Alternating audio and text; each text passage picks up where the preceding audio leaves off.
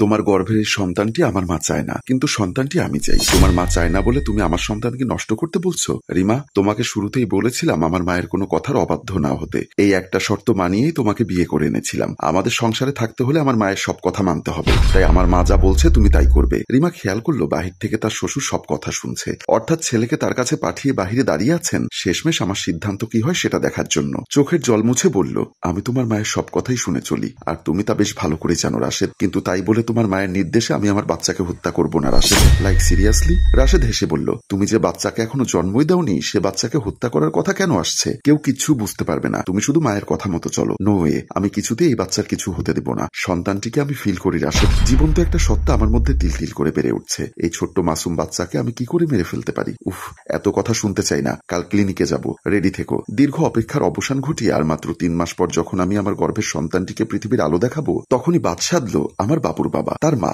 অর্থাৎ আমার শাশুড়ি নাকি এই বাচ্চা চায় না। এই বাচ্চা যেন পৃথিবীতে জীবিত অবস্থায় ডেলিভারি না হয় সেই ব্যবস্থা করতে বললেন আমাকে। আসলে আমার অনাগত সন্তানের একটাই দোষ, কারণ সে পুরুষ লিঙ্গের অধিকারী নয়। যে শিশুটি আমার গর্ভে বেড়ে উঠেছে সে একজন কন্যা সন্তান। পরদিন তো আমার শ্বশুর আর স্বামী মিলে আমাকে বেশ জোর করেই একটা স্থানীয় হসপিটালে নিয়ে গেলেন। অপারেশন করে আমার পেটের ভেতরের বাচ্চাটাকে মেরে ফেলার ইচ্ছা ওনাদের। আমি আর কোনো উপায় খুঁজে পাচ্ছিলাম না, তাই নার্স যখন আমার কাছে চলে আসলো আমাকে ইঞ্জেকশন দেওয়ার জন্য, সেই অবস্থায় হঠাৎ মাথায় একটা বুদ্ধি আসলো, রাশেদ আমি একটু ওয়াশরুমে যাব। আমার শ্বশুরাব্বা বলে উঠলেন, কি দরকার এখন ওয়াশরুমে যাওয়ার, আগে কাজ শেষ করো, বেশিক্ষণ লাগবে না। নার্স মেয়েটি ভালো, সে বলল সমস্যা নেই, আমি একটু অপেক্ষা করছি। তারপর বাইরে যেতেই আমি বললাম, আপনি ভেতরে যান, আমি পারবো যেতে। নার্স চলে যেতেই ওয়াশরুমের নাম করে তাদের চোখ ফাঁকি দিয়ে আমি সোজা সেখান থেকে পালিয়ে আমার বাপের বাড়ি চলে আসলাম। ঝড় জলের রাতে আমি বের হয়ে গেছি, কিভাবে পৌঁছাবো জানি না, শুধু জানি এখান থেকে পালাতে হবে, না হলে আমার সন্তানকে বাঁচাতে পারবো না। শরীর আর দিচ্ছে না, একটা পিলারে হেলান দিয়ে কোনোভাবে দাঁড়িয়ে আছি। আগে কোনোদিন এই দিন আসবে বুঝতে পারিনি ভেবে খুব রাগ হলো।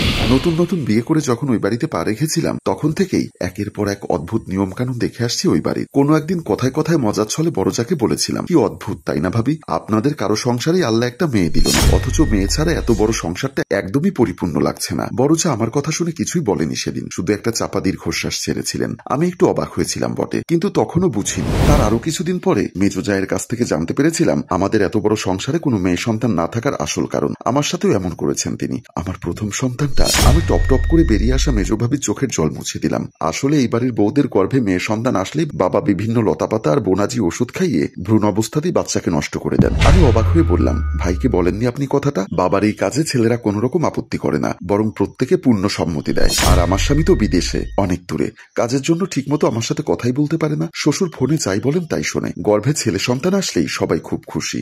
যদি দেখে ছেলে হবে তাহলে সেই বউকে মাথায় করে রাখা হবে যতদিন না পর্যন্ত বাচ্চা ভূমিষ্ঠ হচ্ছে। মেয়ে হলে তো শ্বশুর তার নিজের আপন পদ্ধতি অবলম্বন করেন। তোমার স্বামী তো তোমার সাথে থাকে, তোমার গর্ভে সন্তান আসলে তাকে বলে দেখো বাঁচাতে পারো কিনা। ভাবি নিজেকে সামলাতে না পেরে চলে গেলেন। আমি তখন নতুন বিয়ের পর ভাবলাম নিশ্চয়ই আমার সাথে রাশেদ এমন কিছু করবে না। আমার শ্বশুরের মতে মেয়ে সন্তান নাকি একটা অভিশাপ, যা তাদের বংশে কালি লাগিয়ে দিবে, তাই জন্মের পরই মেরে ফেলা হয় কন্যা সন্তানদের। মানে আমার স্বামীর বাড়িতে আরেকটা নিয়ম হলো, কেউ ক্লিনিকে গিয়ে আলট্রা করতে পারবে না শ্বশুরের অনুমতি ছাড়া। যতটা সম্ভব বাড়ির বউদের ডাক্তারি চিকিৎসা থেকে দূরে রাখেন আমার শ্বশুর। কি আশ্চর্য, এ যুগেও এমনটা হচ্ছে। এরকম অদ্ভুত কথা শোনার পর থেকেই আমার মনটা সবসময় দুরু দুরু করতে থাকে। আমার শেষ আশাটাও মরে যায় যখন আমার স্বামী আমার শ্বশুরের কথায় আমাকে একটা ওষুধ খেতে জোর করেছিল।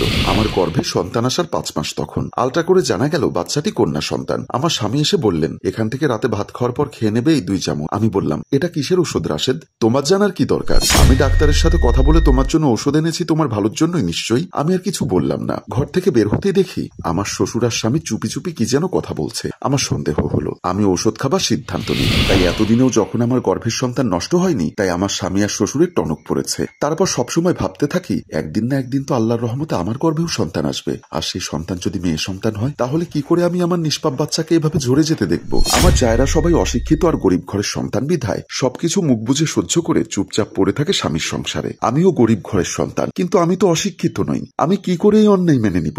আমি বাপের বাড়ি রওনা হলাম আবারও। আমার বাবার ঘরে ভাই ছাড়া কেউ নেই। এই মুহূর্তে বড় ভাই দরজা খুললেন। বড় ভাই ইসলাম একটু সাদাসিধে মানুষ, বিয়ে করেননি। আমাকে দেখে জিজ্ঞাসা করলেন, কি ব্যাপার তুই এভাবে অসময়ে, তোর সাথে আর কে এসেছে? আমি বললাম, কেউ আসেনি ভাইয়া। ঠিক তখনই ঘরে আসলো আমার স্বামী আর শ্বশুর। তাদেরকে দেখে আমি ভীষণ অবাক হয়ে গেলাম। আমার শ্বশুর বলল, বৌমা তুমি এভাবে ভিজে ভিজে চলে আসলে আমাদের আগে, আমরা তো পথ হারিয়ে ফেলছিলাম। ভাইয়া বলল, কেন আঙ্কেল, আপনি তো আমার বাসা চেনেন না? মানে আসলে বাহিরে খুব বৃষ্টি হচ্ছে তো রাস্তাঘাট চেনা যাচ্ছে না। আচ্ছা একটু পানি খাওয়াতে পারো? আমার ভাইয়া পানি আনতে গেলে পাশ থেকে আমার স্বামী আমাকে ধরে বলল, যদি তোর ভাইকে কিছু বলেছিস তাহলে আজ রাতেই শেষ করে দিব। আমার শ্বশুর বললেন, তোর ভাইকে এখানে মেরে কেটে টুকরো টুকরো করে খালের জলে ফেলে দিব। বৃষ্টিতে অনেক পানি উঠেছে, এদিকে ফেললে কোথাও গিয়ে পড়বে, কেউ জানবে না কোথাকার লাশ, আর লাশ দেখেও কিছু বুঝতে পারবে না। কথাগুলো শুনে আমি ভীষণ আতঙ্কিত হয়ে গেলাম। আমি কি করব বুঝতে পারছি না। একদিকে আমার নিরীহ ভাই, আর একদিকে আমার পেটের বাচ্চা। সম্মানিত ভিউয়ার্স, মেয়েটির জায়গায় আপনারা থাকলে কি করতেন? গল্পটির পরের অংশ দেখতে চান কিনা কমেন্ট বক্সে জানাতে ভুলবেন না। গল্পটির ভাবনা ও পরিচালনায় অভিক, ক্যামেরায় শিহাব ও শাকিল এবং প্রযোজনায় মঞ্জুর মোর্শেদ। ধন্যবাদ।